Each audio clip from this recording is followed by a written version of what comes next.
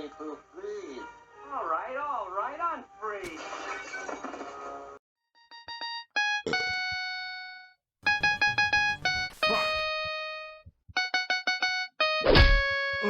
Is that you?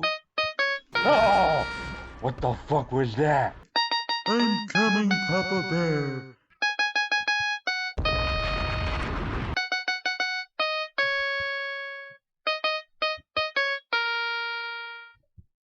When Outriders was coming out, I was not at all excited for it. To me, it didn't look any more than just another grindy, repetitive games-as-a-service model. When the demo hit, I didn't even bother making another obligatory Square Enix account just to play it. When I heard news it was coming to Xbox Game Pass, I said to myself, well, as long as I don't need yet another SE account, sure, why not? I'm just going to delve right in and say it. I had no idea I would enjoy playing this game as much as I do. There's quite a lot of problems with it, at least right now, but I'll save that list for later. Outriders is a sci-fi looter-shooter that takes place on a planet called Enoch. You play as a soldier, or outrider, they say, who awakens from a 30-year cryonic sleep to investigate the source of a powerful anomaly that threatens all life. Instead of getting killed when you're caught up by it, a source of the energy surges through your body, and you become what they call altered, basically a badass with superpowers. Even though the story itself isn't amazing per se, I was really impressed how much effort the boys at People Can Fly actually made to deliver it like a coherent story here. I thought this was just going to be another hollow adventure like Destiny or Division or something. Here, the story feels more prioritized. There were even parts that were surprisingly emotional too, and fewer parts where the main character can also seem like a real douchebag. You're altered. I didn't know. Think I care? He was about to show me the good stuff. He's just acting on orders. Whose orders? Barker, he runs the Hounds gang. He's trying to take out all the vendors in Rift Town. It won't work for him. Worst fucking day. Even most of the side missions felt very meaningful and worthwhile. There are some side missions like bounties, hunting, or artifact reclaiming that can get a little repetitive, but even then I feel like those are spread apart enough to not make you feel like you're doing the same thing twice in a row, as long as you're doing everything as soon as they open up to you. Now, when you first start playing the game, you'll be allowed to create your character's face. This is one of the most lackluster face creators I've ever seen. Why is there no bald head or balding option? You do realize more and more men are going bald, right? By the time this game takes place, every human male will probably have no hair. My point is, it'd be appropriate to have a bald head option. Oh well. A shaved head will have to do. After you get impaled with a lightning rod and become superhuman, you'll have 4 choices of core powers to choose from. Do you want to be a long-range techie with supportive abilities? Or a teleporting hit-and-run maniac? Wish to be a walking tank who needs no cover? Or a pyromaniac? Personally, I went with the mid-range pyro, as I assumed that was the most balanced class of the bunch. But it was still a tough call. It's a choice that you can't revert throughout that playthrough. I want to eventually get to trying all these out. Overall, I was satisfied with having fire powers. One time I found yellow armor that even made me look like Scorpion from Mortal Kombat. Scorpion wins. Fatality. I guess it's time to move on to the meat of the game, what makes this so damn fun, and that is the combat/gunplay. As you can see, it is very much a looter shooter with solid cover mechanics. But unlike other cover shooters like Gears of War, you won't typically regenerate health simply by taking cover. You'll need to use your powers to contribute to who you're killing. Think of it as extracting one's life force to regenerate your own. You can also use those powers to interrupt or counter another elite enemy's power as well. Sometimes this can make cover feel useless, as you will very often face melee enemies that charge at you or heavies that simply rush you and basically force you out of cover and kill them as soon as possible. As time went on, I didn't mind it so much, as you also have to fight monsters that are always right in your face anyway. Overall, I felt the game had a perfect blend of strategy and Rambo-style gunplay, and the bosses, excellent.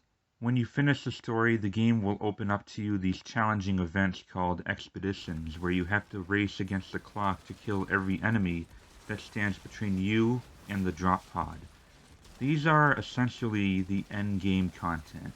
They can feel pretty daunting, at least when playing alone due to the unforgiving time restraints, but the rewards are very much worth it. Like most games of this kind, Outriders also features the usual swapping out old loot for better ones on a regular basis.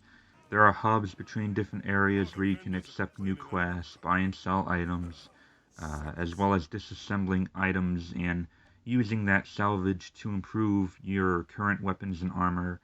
You can also swap out mods without needing to scrap anything, which is cool too, as well as your usual skill points as you level up to fit your playstyle. And you can also swap out different abilities because you can only have 3 abilities at a time.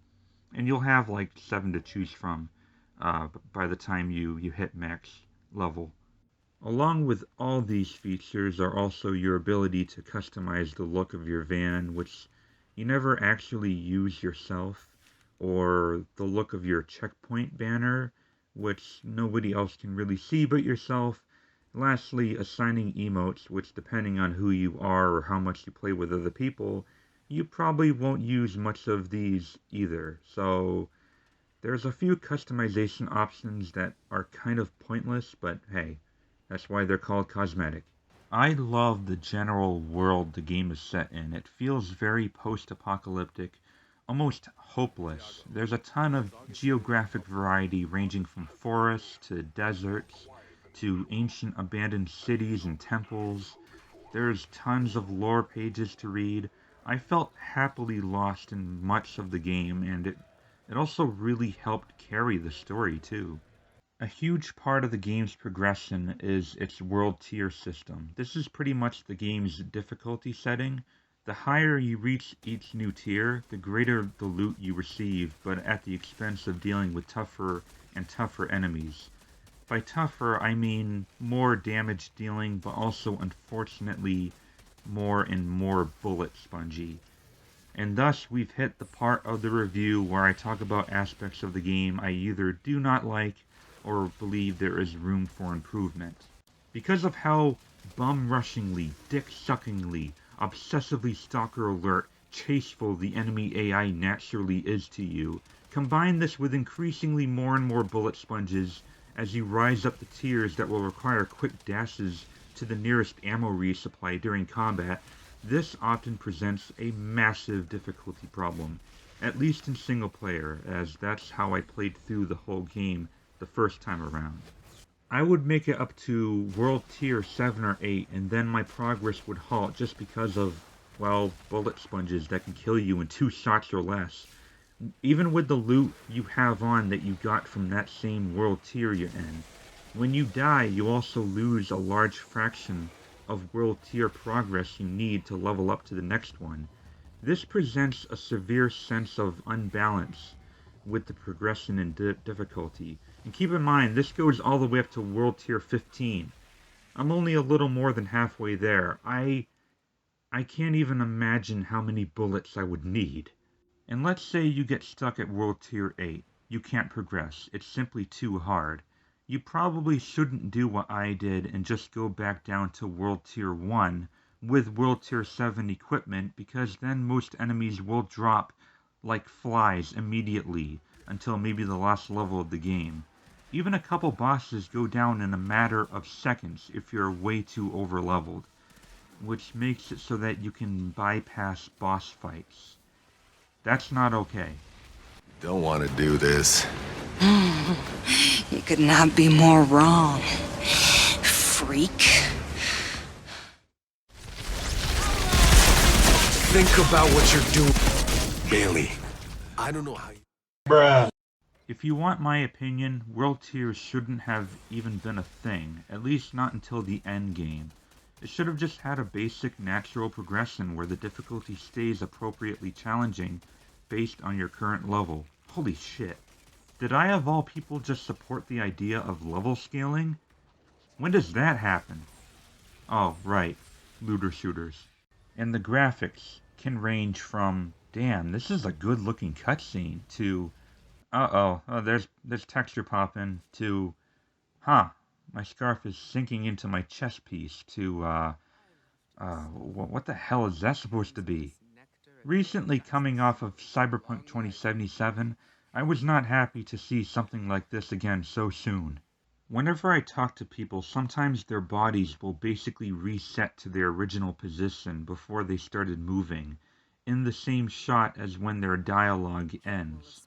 I know it's a nitpick, but it's still distracting and can really throw my attention off balance.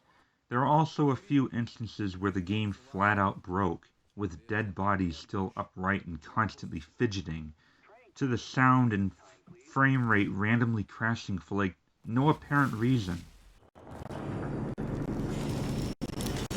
I just knew it. No way you're showing up after all this time could have been random. It's been a long time since I had something to believe in. You would have made Captain Tanner proud, Outrider.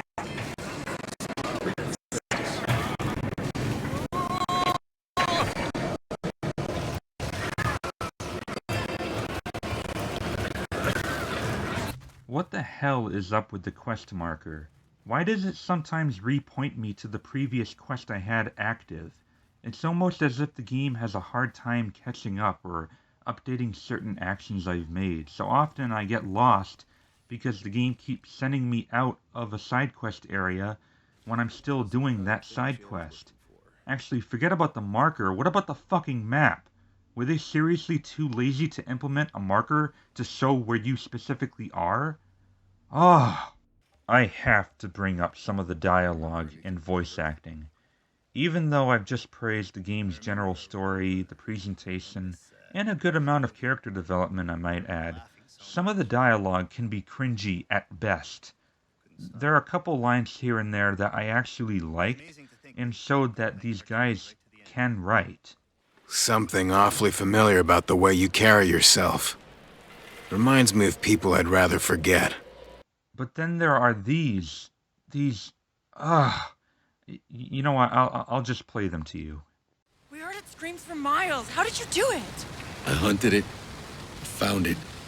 I went medieval on its ass. You... What? I went It refers to, periods of Earth's history where there were knights and dragons. No. Never mind. We shall see victory! A great new altered fights at our side! Together, we shall fuck them up! I'll help you this once, but don't get used to it.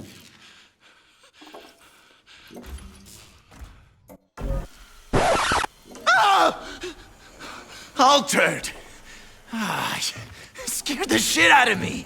Forgot all about you! I have visions all the time, too. I have visions of horse sucking my Long John Silver, but... The Gamer Gods Fails Outriders review is brought to you in part by Long John Silver's. Long John Silver's. Come for the seafood, leave with the crabs. Anyway, as I've said before, I played through the whole story and did every side mission in single player before even touching the co-op, as I almost always prefer playing alone the first time, without any interruptions by players talking over the story or wanting to skip certain cutscenes and shit like that.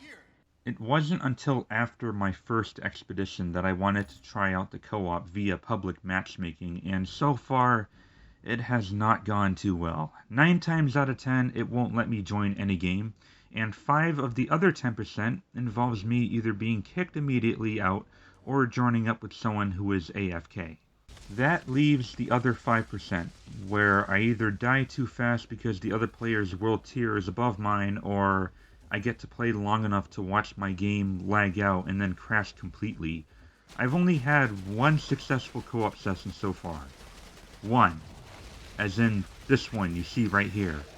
With just one other Outrider, in a game where we should be able to play up to 3s. But it was fun. For the most part, I really wish I had friends who played this game, but let's face it, when am I ever going to have those? Regardless, even with a perfect stranger, it was still a good time. Being able to perform combos together to bring down powerful enemies has so far been a blast, apart from there being one bug where I couldn't shoot or use powers whatsoever, and I basically had to die and self-revive to fix it. Lastly, the biggest offender of all, and probably the main reason why most of these issues and bugs have been occurring, is that this is an online-only game. You cannot play this game offline at all. You can play the whole thing in single player, but not offline. They don't mean the same thing. It is a live service game. Now, I personally have not had a terrible experience with the servers crashing. For me, it started off really bad, but then pretty much stopped crashing after a certain point. But I do realize and understand that a lot of people have been having way worse experiences than I, and that is definitely something the developers need to do ASAP, is to improve their servers, whether that means expanding it or stabilizing it, whatever. They need to fix it. My final score for Outriders as of right now would probably be a 7 out of 10. At its core, when everything is working as intended, I immensely enjoy this game. It had fun combat, a surprisingly decent story with deep side missions, and a good amount of replay value. The problem is that it's just a live service game, and that one day this game will no longer exist, because the whole thing is stored on a server. Now, this may be my favorite live service game, but that's really not saying much still. The even bigger problem at hand right now is that it's unplayable for a large number of players. I do hope that in the following months and years, Square Enix and People Can Fly will keep supporting this game so that we'll all get to enjoy everything Outriders has to offer now and in the future. I'll be happy to return to it once I hear it's been improving. But until then, thank you for watching. The Gamer Gods! Okay, that's not good. What do I do? I don't know. You think I know anything about nuclear bombs? Wait. Is there a refrigerator around? A refrigerator? Yeah, a fucking refrigerator. You know what a fucking refrigerator is? Yeah, I found it. Oh, thank God. Now get inside. What? Get inside the refrigerator. The light will protect you. That is the stupidest idea I've ever heard! I saw it somewhere. That's not gonna happen! Missile launch in T-minus. Shit! 8. I'm not gonna make it! 6. 5. 4. Fuck! 3. Mother... 2. 1. Missile launch sequence aborted. Have a nice day. Yeah, it's over. Tahiti,